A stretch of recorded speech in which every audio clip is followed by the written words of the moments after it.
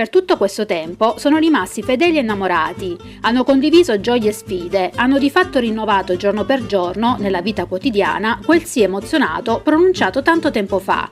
Sono i coniugi favaresi Giuseppa Matina e Gerlando Sciortino, il cui matrimonio ieri ha spento le 59 candeline. Erano gli anni 50 quando Sciortino, un fortunato giorno, vide lei mentre stava andando a messa insieme alla madre. Fu solo uno sguardo, ma tanto bastò al giovane per innamorarsi di Giuseppa Matina.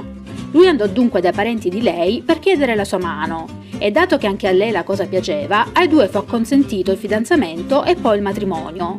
Era il 2 aprile del 1959 quando i fidanzati divennero sposi. Il matrimonio fu celebrato presso la chiesa del Transito, la stessa dove poi rinnovarono le promesse 50 anni dopo. Adesso i coniugi Sciortino e Matina, 86 anni lui e 81 anni lei, vantano una bella famiglia composta da 4 figli e 6 nipoti. Gli stessi ci riferiscono come nonni siano fedeli telespettatori di Sicilia TV. Insieme ai parenti, ieri, gli sposi hanno festeggiato questi 59 anni di matrimonio che hanno suggellato un'unione duratura nel tempo. Ai signori Giuseppa Matina e Gerlando Sciortino vanno i migliori auguri di amici, familiari e parenti e a questi si aggiunge un sentito augurio da parte di Sicilia TV.